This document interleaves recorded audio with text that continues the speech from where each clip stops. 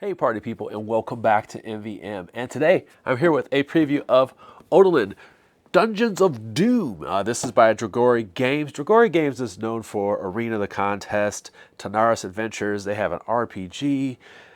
They are big. I remember back in the day when I first started doing content, I got Arena the Contest in an envelope on sheets of paper, and I had to use minis from another game to do a preview for the game.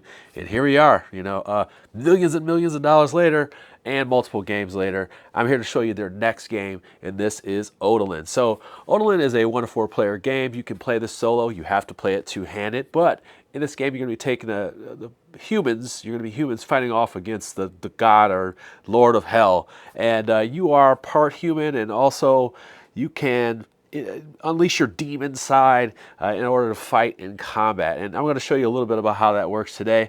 And I'll be honest with you, this is a big game. A big game in a sense that you can make it as big as you want to. Now, the way this was explained to me is that you could have, just kind of like a big dungeon here, big kind of campaign, but a big dungeon could take a couple game nights. It's treated like a big D&D session where you can kind of go over hours to go through this whole dungeon.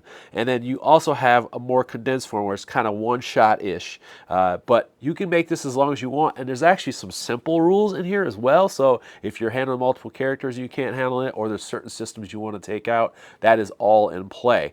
Once again, we'll go on that a little bit further. I'll show you some things that you can kind of cut corners on, or along the way, I'll just kind of add some things in there to see what you can do. All right, enough ramble. Let's get to it. Now, this game is a sort of a hand management game. What you're going to do is you're going to start with the character, and they're going to have their own stats, their own level up stats. So we can go ahead and just go down here, and I'll show you what's going on. So you can put these little character board inside the boards here, and they all have their own stats. These will be things you're leveling up. As you get different items, the items will have things on the bottom that will tell you things like your dice that you're going to chuck when you're attacking, and it's also going to give you these little stat numbers, and this is just the base one. These are just the beginning ones, but later on you'll have ones with stats, and at the bottom of them they'll have little numbers, and as you add those, it will buff your ability to add to these stats and make them higher, because this is very much a D&D type thing. You're going to have skill checks in here where you roll a d20. You'll have a story campaign book, and you'll have roles and choices that you make, so you have that kind of element to the game where you're going to make choices and you have to roll a d20, and your stats may have to do with that, but as you get these things and you start to accumulate different gear and stuff, you can actually spend that in order to bump these up. Furthermore, we have our tracks over here. You have your health, and then you also have this little track here. This game overall has this kind of push and pull kind of mechanic to it, where you're kind of teeter-tottering between order and chaos. And then you even have your stuff over here, which is corruption and soul. And you're trying to control that as well, because you don't want to lose control and become a demon when you can't control it. You want to put your soul up so you can heal. But you can actually spend this. If you get to a certain point, spend it all and decide to become one of these demons. And that's one of the demons that you choose at the beginning of the game that you are kind of merged with. So you have kind of a different way to play this game. There are multiple demons here. There's ones that they sent, I think they sent like 5 or 6 of them. So there's going to be different types of ways that you can build your character. We're going to talk about building your character. Let's do that right now. So what you have is you have your own deck of cards.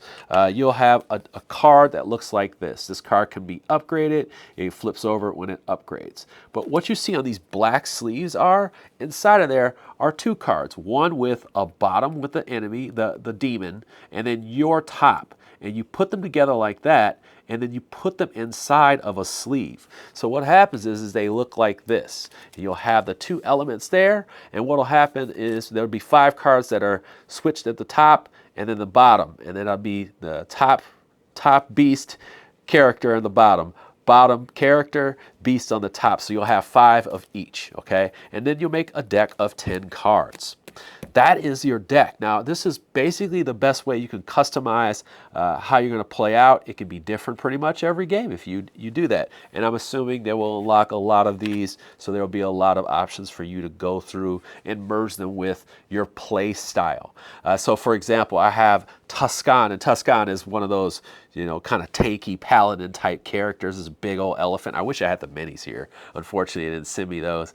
But there's this big elephant type character who protects. He protects, and he goes in there. He just starts bashing people around. He's hardened and whatnot. And then I got my silly rogue type character here, and that is a little glare here, Jarek the Fourth. Okay, so there was several before him.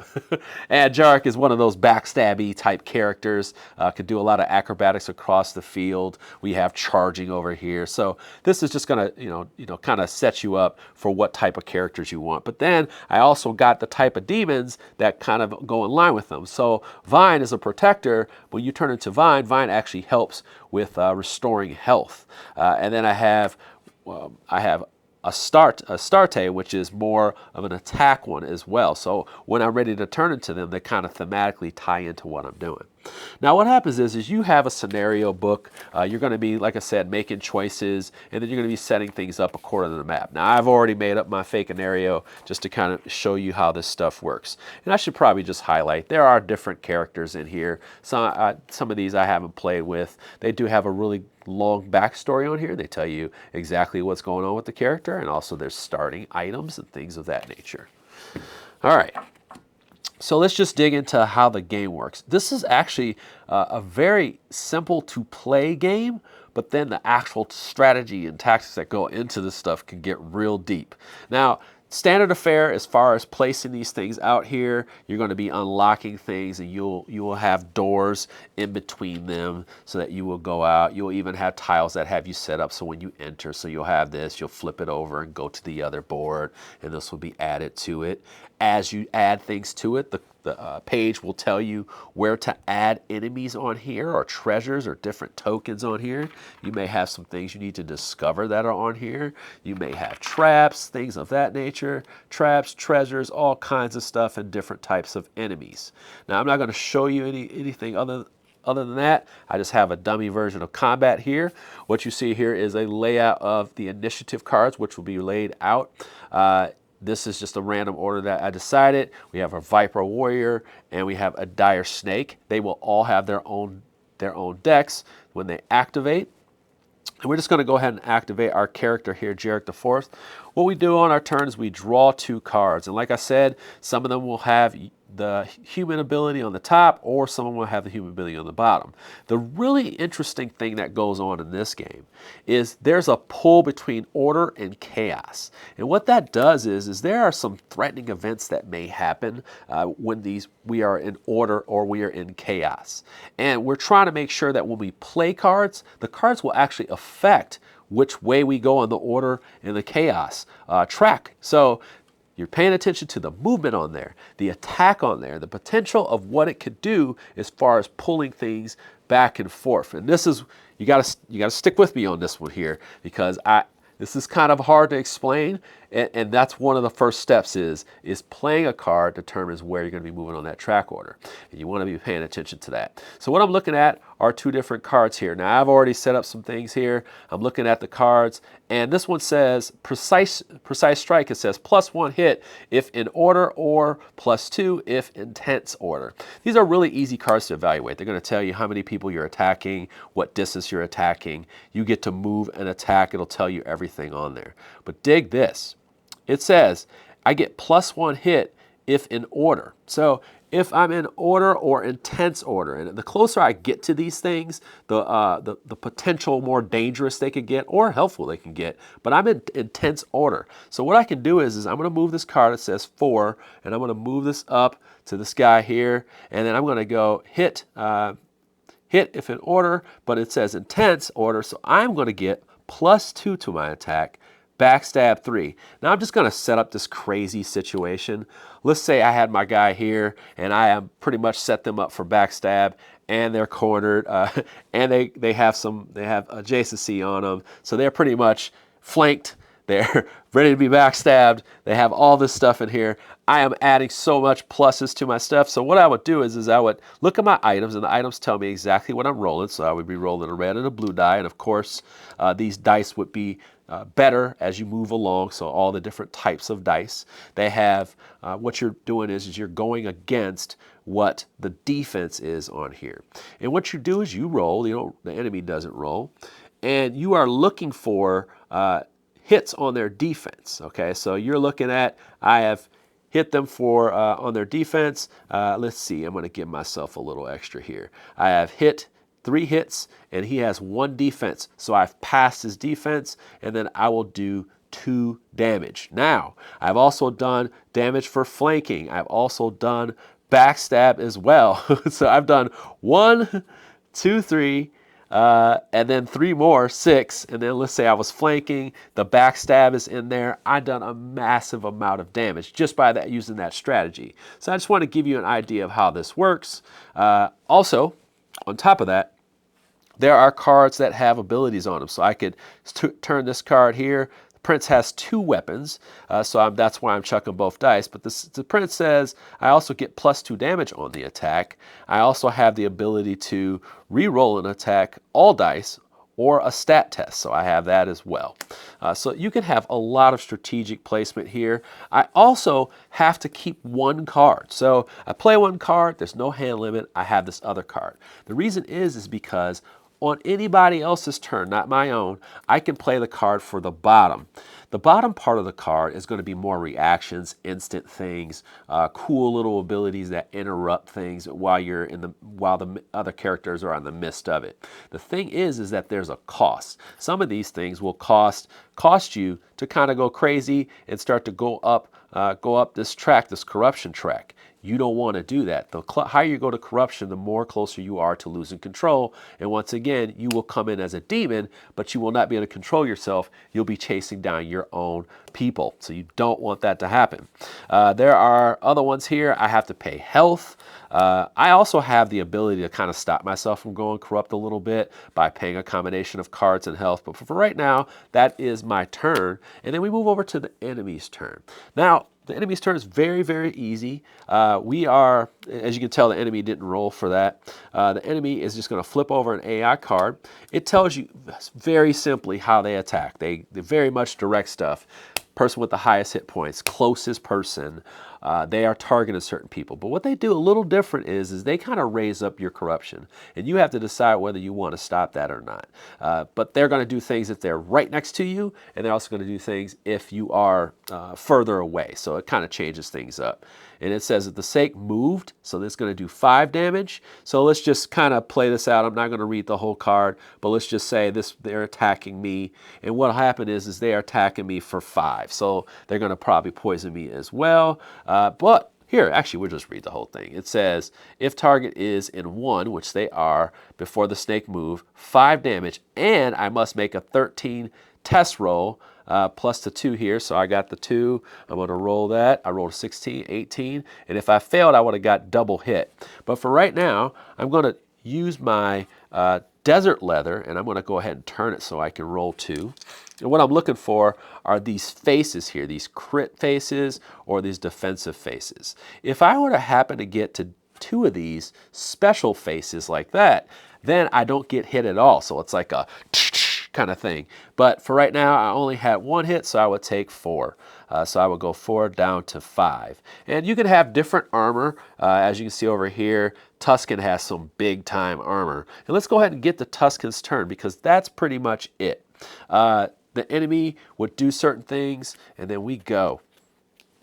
All right, that is their turn. So now I'm on Negral's, Tuscan's turn, who has the demon Negral, and I'm going to go ahead and I'm just going to play, we're going to go with this one here. Gain +3, and you may increase order instead of chaos.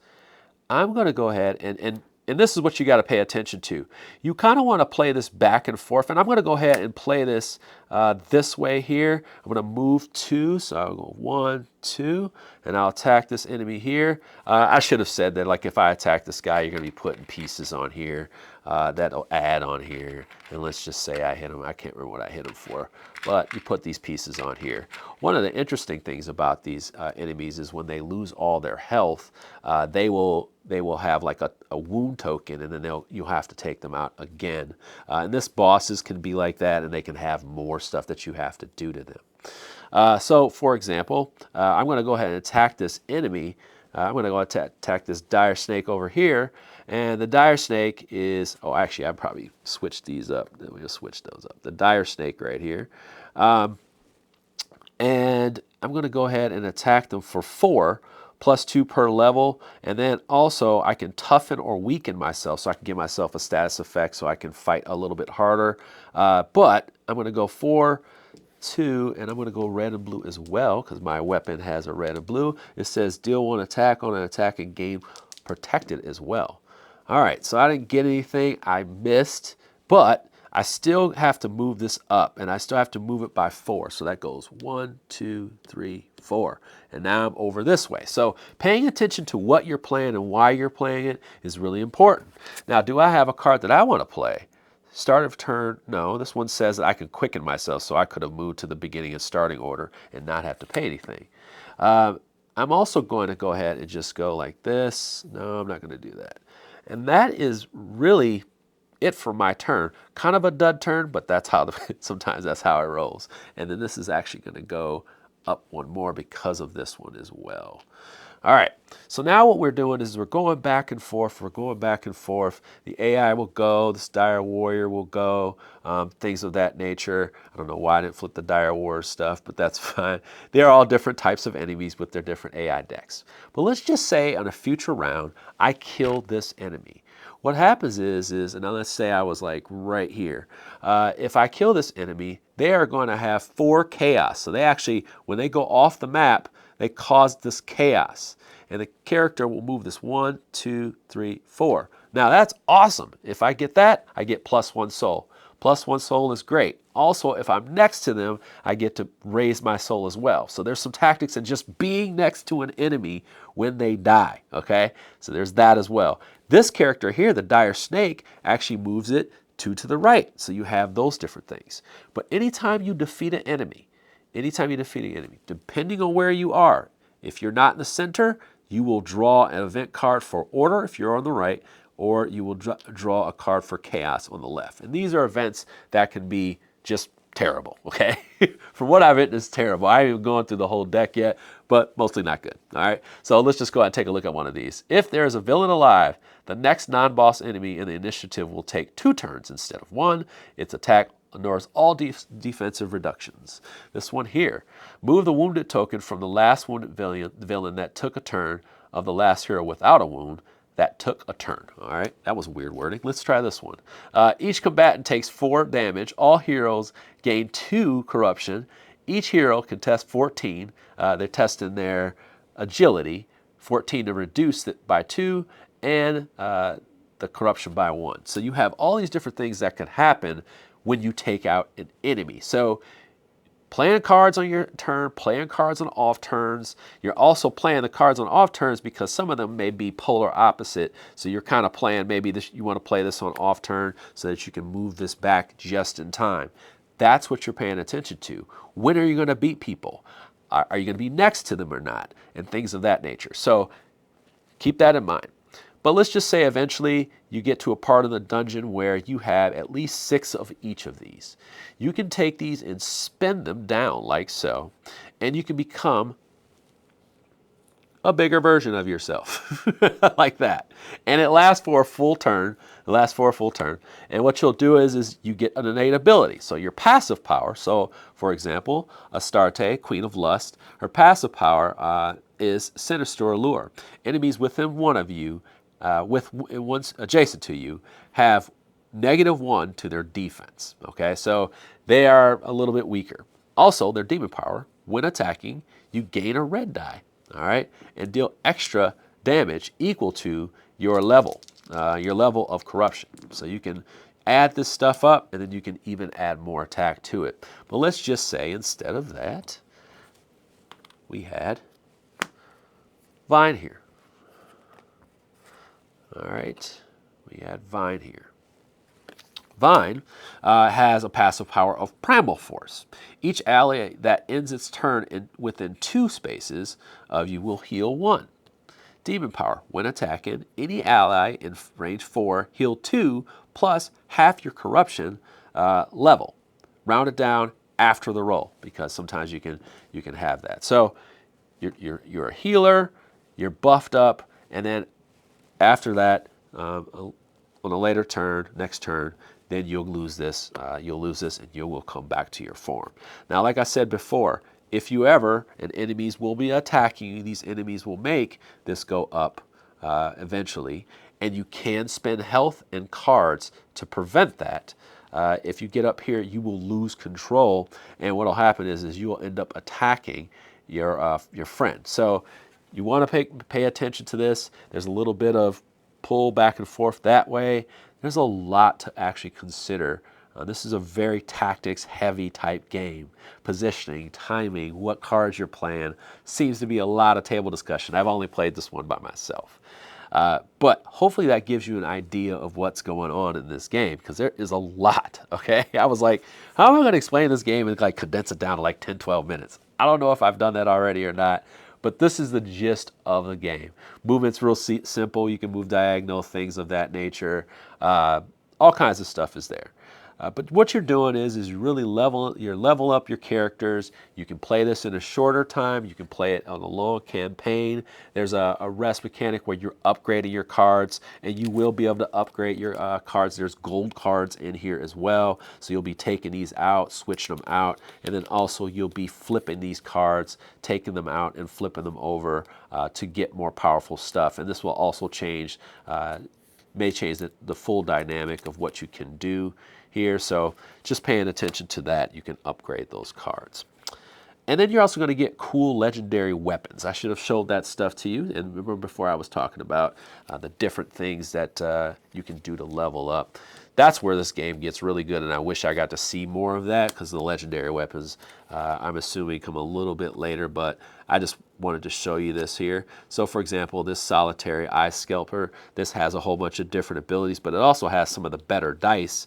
So I'm going to have better dice with better faces. These have 2 different things on them, but then also it's going to give me 5 mind and 2 red. So then if I have 5 mind, I can turn in 3 of those to add 1 to my vigor stat, and I can move that up. And then I have 5, oh sorry, not that one.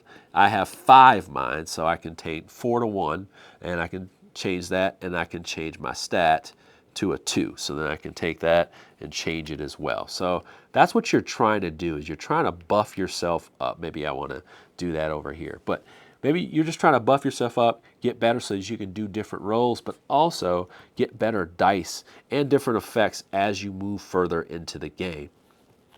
Other than that, you have your tracks, which these will kind of keep things really interesting from what I've witnessed so far, which was very little. We didn't get too deep into it. The story, if you read Dragori Games type stories, I think you understand the level and the depth and stuff like that in their campaigns. I'm going to leave that up to you to decide as far as the writing goes. But it's pretty much choose your own adventure, some rolling in there like a D&D night type adventure. And I think that's where we'll come back here, and we'll just say this. This game has a way of replacing your game night D&D and giving you a whole bunch of options to just switch it up. Okay, so you can have a lighter night where there's low rules. You can kind of take away, strip some of this stuff away here, and you can just play like a normal dice chucking game. You can play and then rest, and you have a rest point in this game where you upgrade your cards and get healthy and all that stuff. You can just stop there, or you can play that epic game night D&D over several play sessions. This is not made to be played. It by design. The best way they said it was like the dungeon's like 3 to 5 hours. It's not like something you just go through like one quick play session. So definitely think of it like that. There's just trying to think of the best way to describe this stuff. I'm like, man, before I came on camera, I was just like, I'll figure it out. I haven't figured it out. But I would tell you, this is for those types of people who like the D&D dice chuckers. And that's the reason why I decided to do a preview for this game, because this is like up my alley type of stuff. And if you know me, you know that. Well, party people, thank you so much for taking time to check this game out. There's a lot going on here, and I really scratched the surface of what's going on. But hopefully I'll help you make an informed backing decision, because I can't tell you what to do with your money. I'd like to thank Dragori Games for sponsoring this video, and I'd like to thank you for your time. All right, party people, if you have any questions, leave them in the comments below. You take care. Have a wonderful day. Thank you for joining me on MVM.